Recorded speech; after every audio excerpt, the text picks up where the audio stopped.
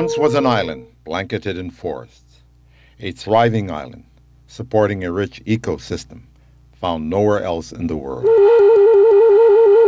The ancient Hawaiians revered this island as a physical form of their ocean god, Kanaloa.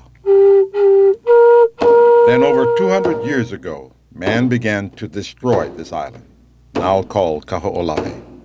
Its forests were burned by warring Hawaiian chiefs, and Captain Vancouver's gifts of goats destroyed nearly all of its native vegetation.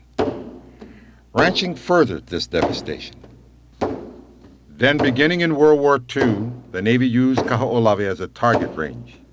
The island was struck by almost every type of ammunition known to the U.S. military. The Protect Kaho'olawe Ohana led grassroots protests to stop the bombing and return the island to the people of Hawaii. The bombing was finally stopped in 1990. In 1993, the Kaho'olawe Island Reserve Commission, or KIRK, was established by the state of Hawaii as the central caretaker of the island. The ongoing mission of the KIRK is to restore Kaho'olawe both physically and spiritually. This begins with the clearance of unexploded ordnance. Along with the clearance, infrastructure for overnight campsites and cultural facilities will be built, and reforestation and erosion control programs will be expanded. The Kaho'olawe Island Reserve also includes 90 square miles of surrounding waters. As a reflection of its namesake, the ocean god Kanaloa, Kaho'olawe's aquatic resources are very important to preserving the Hawaiian culture. To maintain these resources for the future, the Commission has set up special fishing seasons and zones. No commercial fishing is allowed in the reserve, but subsistence fishing can occur, including fishing with modern methods and fishing in the ancient styles. While there are healthy reef systems here, much of the reef is smothered in runoff. Yeah, I see, a lot of our work here, it's to protect the marine resources around the island. After the big rain, sedimentation or silt washes down, covers up the reefs, kills coral, limu, or seaweeds, and just, less available food or habitat for, the marine resources. Before the injuries of the ocean can be treated, the wounds of the land must be healed. A lot of the erosion is just eating away at the roads, which is deeper, harder to manage in the future. A lot of it's just, blowing the soil away that we need for our restoration or planting programs. There are signs the land is beginning to heal. The Commission has installed check dams that trap soil and keep it from washing down gullies during heavy rains. Wood chip bags stabilize and protect remaining topsoil and cultural sites. Most of the original topsoil of Kaho'olawe has washed away, up to 12 feet in some places. But what is left contains rich nutrients and viable seeds. Not all of Kaho'olawe is barren. However, most of the vegetation that does exist is non-native. While rampant reforestation would be the wisest erosion control method, the lack of water poses severe challenges. The clay-like hard pan cannot hold moisture as the rich topsoil once did. Plans to build catchment systems and storage tanks will bring water to the thirsty plants. At the same time, Kaho'olawe is being protected as a cultural preserve, and the hope is to give the future generations the opportunity to experience the true Hawaiian culture in this one-of-a-kind living museum. The role of the state of Hawaii will be to look at the broader reaches of how Native Hawaiians can actually provide for the future of the island. We look at the base camps as a philosophy around the island, and on top of Lua Makika, where we would be doing overnight stays, primarily trail maintenance and visitations to these special areas like Mo'ula and over in the crater. What we're doing out here is a healing. It's a physical healing and a spiritual healing of the island. We're helping to heal this island by reestablishing native plants, by introducing people and by way of volunteers to the island, exposing them to the traditional historical value of the island, teaching them about the significance of Kaho'olawe to Hawaiians.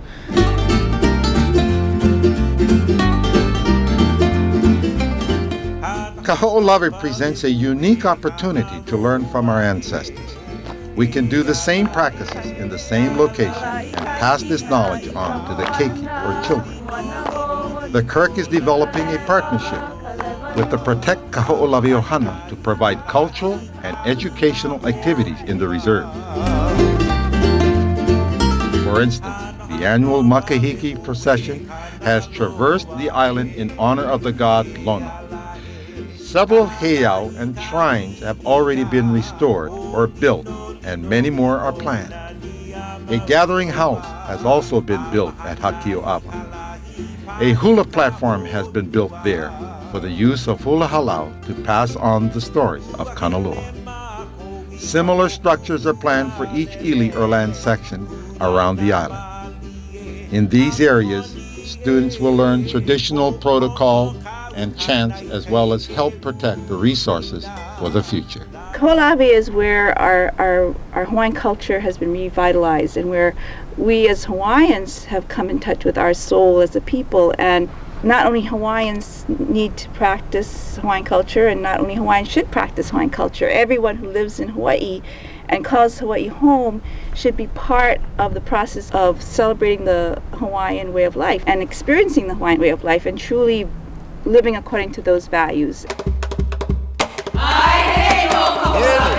Plans for the ili are in place. 5 kahua kauhale, or major campsites, will be built with specific training subjects, all connected by a network of roads and trails. Kaho'olawe will remain a center for indigenous cultural practices for the island.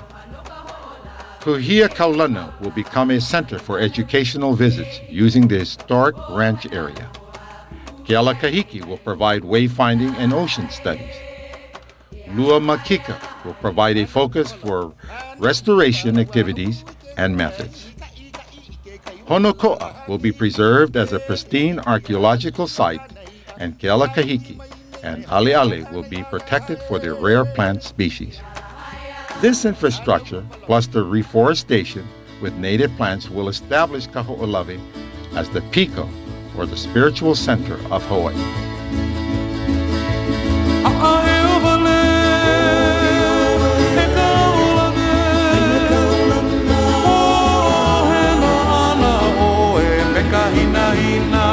Boy, the possibilities are endless. It's just, I don't know where to start. It's just fishing, farming, all the important practical things that they needed. You know, we were utilitarians. You know, we produce things that help us survive, and we're kind of out of touch at that these days. And so I think that's what Kaho'olawe can do for us. Help us reestablish that again and reawaken and revitalize, restore, all that. All the re-words are happening. Yeah.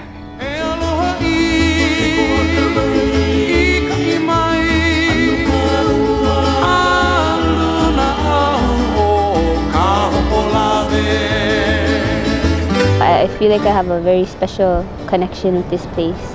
Just like everyone else who comes here a lot, you know, we fall in love with this place, and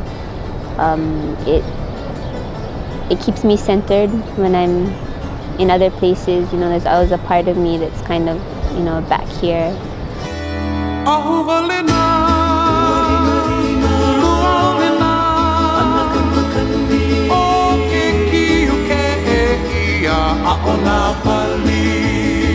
So to restore that spirit of respect and aloha to our ancestors, I hope that that's what the state and the rest of the people of Hawaii will be connected to repeatedly as they continue to go and see what's there.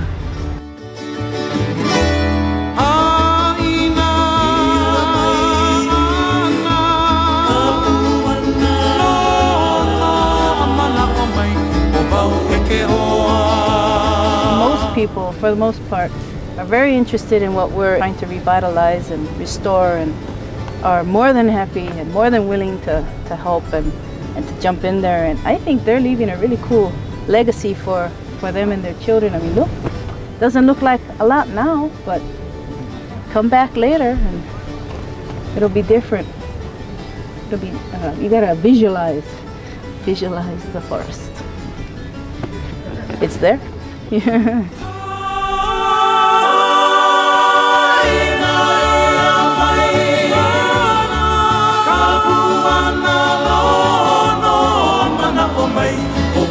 Ka